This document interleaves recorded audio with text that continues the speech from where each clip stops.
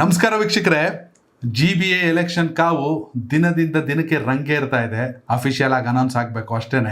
Election commission ready ಇದೆ, supreme court ಕಟ್ಟಾಜ್ಞೆಯನ್ನು ಮಾಡಿದೆ. ಆದರೆ ಸರ್ಕಾರ ತನ್ನ ದೃಢ ನಿರ್ಧಾರವನ್ನು ಮಾಡಬೇಕು. ಎಸ್, ಬೆಂಗಳೂರಲ್ಲಿ ಒಟ್ಟು 28 ವಿಧಾನಸಭಾ ಕ್ಷೇತ್ರಗಳು, 28 MLAಗಳಿದ್ದಾರೆ. ಅವರ ಅಂಡರಲ್ಲಿ 5 ವಿಭಾಗಗಳಾಗಿ ಪಾಲಿಕೆಯನ್ನು ವಿಂಗಡಿಸಲಾಗಿದೆ. ಅದರಲ್ಲಿ 369 ವಾರ್ಡ್ಗಳು ಬರುತ್ತೆ. ಸೊ 28 ವಿಧಾನಸಭಾ ಕ್ಷೇತ್ರಗಳ ಪೈಕಿ ಒಂದೊಂದೇ ವಿಧಾನಸಭಾ ಕ್ಷೇತ್ರದ ಹಣೆ ಬರಹ ಏನು, ಎಷ್ಟು ವಾರ್ಡ್ಗಳು ಬರುತ್ತೆ, ಯಾವ ಪಾಲಿಕೆಗೆ ಬರುತ್ತೆ ಅಂತ ನಾವಿವತ್ತು ವಿವರವನ್ನು ಕೊಡ್ತಾ ಹೋಗ್ತೀವಿ. ನಾನು ಕನಕ ಕರ್ನಾಟಕದಿಂದ ಯೋಗೇಶ್ ಈಶ್ವರ್, ಹಾಗೆ ನನ್ನ ಕಲೀಗ್ ಪ್ರತಿಕ್ಷಣ ಡಿಜಿಟಲ್ ಮಾಧ್ಯಮದಿಂದ ಅಕ್ಷಯ್ ಕುಮಾರ್ ಅವರಿದ್ದಾರೆ. ಅಕ್ಷಯ್, ಶುರು ಮಾಡೋಣ. ಖಂಡಿತ. ಯಾವುದು ಮೊದಲನೇ ವಿಧಾನಸಭಾ ಕ್ಷೇತ್ರ? ನಾವೀಗ ಚಾಮರಾಜಪೇಟೆ ವಿಧಾನಸಭಾ ಕ್ಷೇತ್ರ. ಓಕೆ. ಜಮೀರ್ ಅಹಮದ್ ಖಾನ್ ಸಚಿವರು, ಮುಖ್ಯಮಂತ್ರಿ ಸಿದ್ದರಾಮಯ್ಯನವರ ಆಪ್ತರು, ಜೊತೆಗೆ ದಾವಣಗೆರೆ ವಿಧಾನಸಭಾ ಕ್ಷೇತ್ರ ಮತ್ತು ಬಾಗಲಕೋಟೆ ವಿಧಾನಸಭಾ ಕ್ಷೇತ್ರದಲ್ಲಿ ಕಾಂಗ್ರೆಸ್ ಅನ್ನ ಗೆಲ್ಲಿಸಲಿಕ್ಕೆ ಪ್ರಯತ್ನ ಪಟ್ಟಂತ ಪ್ರಮುಖ ವ್ಯಕ್ತಿಗಳಲ್ಲಿ ಒಬ್ರು. ಕೇರಳದಲ್ಲೂ ರಿಸಲ್ಟ್ ಮಾಡಿದ್ದಾರೆ. ಕೇರಳದಲ್ಲೂ ಕೂಡ ಹೋಗಿ ಅಲ್ಲಿ ರಿಸಲ್ಟ್ ಮಾಡಿದ್ದಾರೆ. ಹೌದು. ಸೊ ಹೀಗಾಗಿ ಜಮೀರ್ ಅಹಮದ್ ಖಾನ್ ಅವರ ವಿಧಾನಸಭಾ ಕ್ಷೇತ್ರ ಚಾಮರಾಜಪೇಟೆ. ಎಸ್, ನಾನು ಡೀಟೇಲ್ ತಗೋತಾ ಹೋಗ್ತೀನಿ ಅಕ್ಷಯ್ ಸರ್. ಚಾಮರಾಜಪೇಟೆ ವಿಧಾನಸಭಾ ಕ್ಷೇತ್ರ ಅಂತ ಬಂದಾಗ BBMP ಅವಧಿಯಲ್ಲಿ ಇದ್ದಾಗ, ಅಂದ್ರೆ ಈ ಮುಂಚೆ 198 BBMP ವಾರ್ಡ್ಗಳಿತ್ತು. ಅಲ್ಲಿ ಚಾಮರಾಜಪೇಟೆಯಲ್ಲಿ 7 ವಾರ್ಡ್ಗಳು ಬರ್ತಾ ಇತ್ತು. GBA ಅಂದ್ರೆ ಈಗ ಗ್ರೇಟರ್ ಬೆಂಗಳೂರು ಅಥಾರಿಟಿ ವ್ಯಾಪ್ತಿಯಲ್ಲಿ ಒಟ್ಟು 10 ವಾರ್ಡ್ಗಳು, ಅಂದ್ರೆ ಚಾಮರಾಜಪೇಟೆಗೆ 3 ವಾರ್ಡ್ಗಳು ಹೆಚ್ಚಾಗಿದೆ. 2010 ಮತ್ತು 2015ರ ಚುನಾವಣೆ ಅಂದ್ರೆ BBMP ಚುನಾವಣೆ ಸಂದರ್ಭದಲ್ಲಿ, 2 ಚುನಾವಣೆ ಸಂದರ್ಭದಲ್ಲಿ ಇದ್ದಂಥ ಶಾಸಕರು ಜಮೀರ್ ಅಹಮದ್ ಖಾನ್. 2013 ಅಂದ್ರೆ 8 ಚುನಾವಣೆಯಲ್ಲಿ ಅವರು JDS ಇಂದ ಸ್ಪರ್ಧಿಸಿದ್ರು. ಆ ನಂತರದಲ್ಲಿ ಕಾಂಗ್ರೆಸ್ಸಿಗೆ ಬಂದರು. 2010ರ BBMP ಚುನಾವಣೆ ತಗೊಂಡ್ರೆ ಚಾಮರಾಜಪೇಟೆಯ ಒಟ್ಟು 7 ವಾರ್ಡ್ಗಳಲ್ಲಿ BJP 2, ಕಾಂಗ್ರೆಸ್ 2, JDS 2, ಸ್ವತಂತ್ರವಾಗಿ ಇಂಡಿಪೆಂಡೆಂಟ್ ಅಭ್ಯರ್ಥಿ 1 ವಾರ್ಡನ್ನು ಗೆದ್ದಿದ್ರು.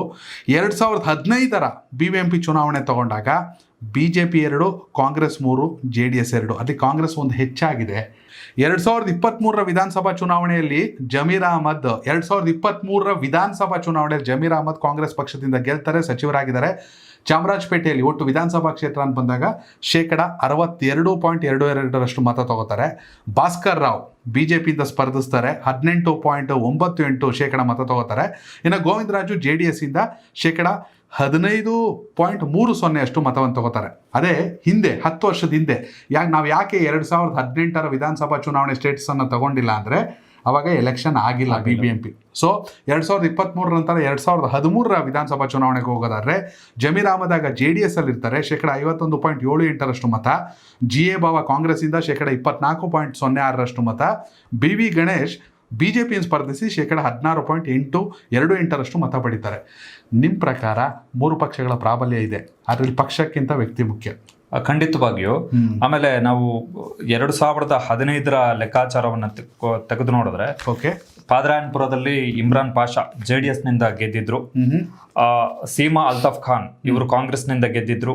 ಶಶಿಕಲಾ ಕೇಶವ್ BJP, ಇವರು ರಾಯಪುರಂ ವಾರ್ಡ್ ಅಲ್ಲಿಂದ BJP ಇಂದ ಗೆದ್ದಿದ್ರು. ರೇಖಾ ಕದಿರೇಶ್ ಚಳವಾದಿ ಪಾಳ್ಯ ಇವರು BJP ಇಂದ ಗೆದ್ದಿದ್ರು. KR ಮಾರ್ಕೆಟ್ ವಾರ್ಡ್ ನಿಂದ ನಜೀಮಾ ಖಾನಂ JDS ನಿಂದ ಗೆದ್ದಿದ್ರು. ಕೋಕಿಲಾ ಚಂದ್ರಶೇಖರ್ ಚಾಮರಾಜಪೇಟೆ ವಾರ್ಡ್ ನಿಂದ ಗೆದ್ದಿದ್ರು. ಆಜಾದ್ ನಗರಿಂದ M ಸುಜಾತ ಕಾಂಗ್ರೆಸ್ ನಿಂದ ಗೆದ್ದಿದ್ರು.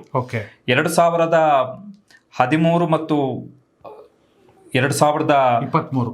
2023ರ ವಿಧಾನಸಭೆಯ ಅಂಕಿಅಂಶಗಳನ್ನ ನೀವು ಕೊಟ್ರಿ. ಯಾಕೆ ಇದು ವೆರಿ ಇಂಪಾರ್ಟೆಂಟ್ ಅಂತ ಹೇಳಿದ್ರೆ, ಈಗ GBA ಎಲೆಕ್ಷನ್ ಆದ ಬೆನ್ನಲ್ಲೇ ವಿಧಾನಸಭೆ ಎಲೆಕ್ಷನ್ ಹತ್ರಕ್ಕೆ ಬರುತ್ತೆ, ಇನ್ನು ಟೈಮ್ ಇಲ್ಲ ಆಕ್ಚುಲಿ ಹಂಗ್ ನೋಡಕ್ ಹೋದ್ರೆ. ಬಟ್ ಈ ಬಾರಿ ವಾರ್ಡ್ಗಳ ಸಂಖ್ಯೆಯನ್ನ 10ಕ್ಕೆ ಹೆಚ್ಚಳ ಮಾಡಿದ್ದಾರೆ. ಚಾಮರಾಜಪೇಟೆ ವಿಧಾನಸಭಾ ಕ್ಷೇತ್ರಕ್ಕೆ ಸಂಬಂಧಪಟ್ಟ ಹಾಗೆ ಒಂದು ಇಂಪಾರ್ಟೆಂಟ್ ಬೆಳವಣಿಗೆ ಆಗಿರುವಂತದ್ದು ಏನು ಅಂತ ಹೇಳಿದ್ರೆ, ಇತ್ತೀಚಿನ ದಿನಗಳ ಹಿಂದೆ ಅಷ್ಟೇ ಈ ಭಾಗದ ಪ್ರಮುಖ JDSನ ಮುಖಂಡ ಗೋವಿಂದರಾಜು ಮತ್ತು ಅವರ ಪತ್ನಿ ಗೌರಮ್ಮ ಇಬ್ಬರು ಕೂಡ ಜೆಡಿಎಸ್ ಅನ್ನ ತೊರೆದು ಕಾಂಗ್ರೆಸ್ಗೆ ಸೇರ್ಪಡೆಯಾಗಿದ್ದಾರೆ. ಇಮ್ರಾನ್ ಪಾಷಾ ಕೂಡ ಜಮೀರ್ ಅಹಮದ್ ಖಾನ್ ಅವರ ಹಿಂದೆ ಮುಂದೆ ಸುತ್ತಾಡ್ತಿದ್ದಾರೆ. ಹಿಂದೆ ಅವರು 2015ರಲ್ಲಿ ಜೆಡಿಎಸ್ ನ ಕಾರ್ಪೊರೇಟರ್ ಆಗಿ ಗೆದ್ದಂತವರು ಈ ವಿಧಾನಸಭಾ ಕ್ಷೇತ್ರ. ಇಮ್ರಾನ್ ಪಾಷಾ ಅಂದ್ರೆ ದಾವಣಗೆರೆ ದಕ್ಷಿಣ ಉಪಚುನಾವಣೆ ಒಂದಷ್ಟು ವ್ಯತ್ಯಾಸ ಮಾಡಕ್ ಬಂದಿದ್ರು. ಖಂಡಿತ ಅವರೇ. ಸೊ ಹಾಗಾಗಿ ಚಾಮರಾಜಪೇಟೆ ವಿಧಾನಸಭಾ ಕ್ಷೇತ್ರ ವೆರಿ ಇಂಪಾರ್ಟೆಂಟ್.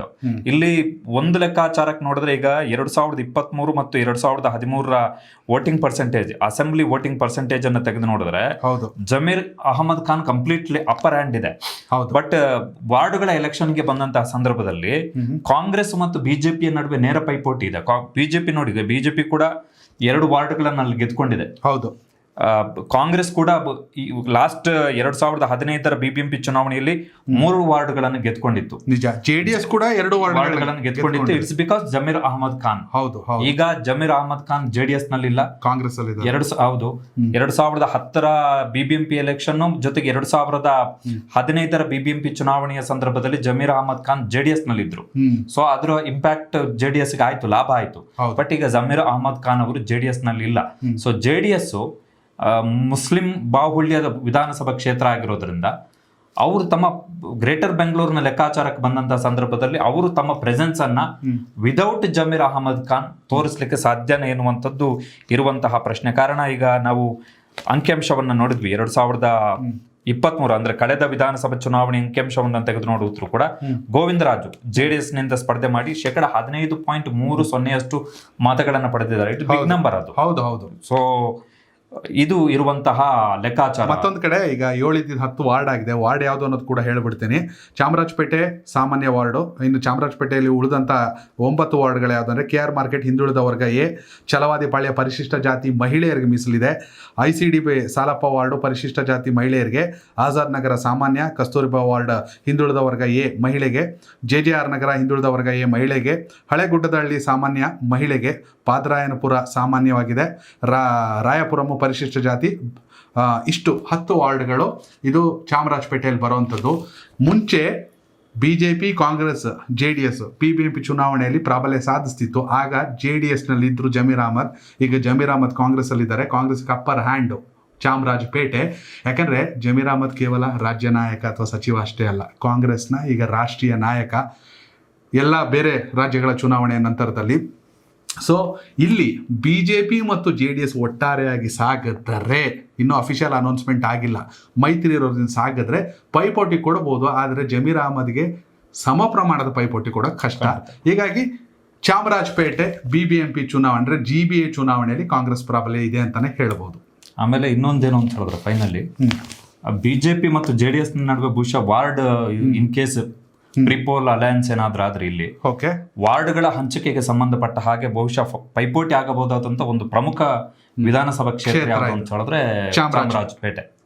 ಚಾಮರಾಜಪೇಟೆ GBA ಚುನಾವಣೆ ಬಗ್ಗೆ ನಿಮ್ಮ ಅಭಿಪ್ರಾಯ ಕಾಮೆಂಟ್ ಮಾಡಿ. ಧನ್ಯವಾದಗಳು. ಸರ್, ಹೆಚ್ಚು ಕಮ್ಮಿ ನಾನು 100 kg ಇದ್ದೀನಿ, ಸಣ್ಣ ಆಗ್ಬೇಕು, 75 kg ಬರಬೇಕು ಅಂತ ಯೋಚನೆ ಮಾಡ್ತಿದ್ದೀರಾ? ನಮ್ಮ ಜೀನಿ ಸ್ಲಿಮ್ ನ ಯೂಸ್ ಮಾಡಿ ಸೈಡ್ ಎಫೆಕ್ಟ್ ಇಲ್ದಂಗೆ ಆರಾಮಾಗಿ 75 kg ಬರ್ತೀರಾ. ಇದು ಪಬ್ಲಿಕ್ ಇಂಪ್ಯಾಕ್ಟ್, ಜನಶಕ್ತಿಯೇ ನಿರ್ಣಾಯಕ.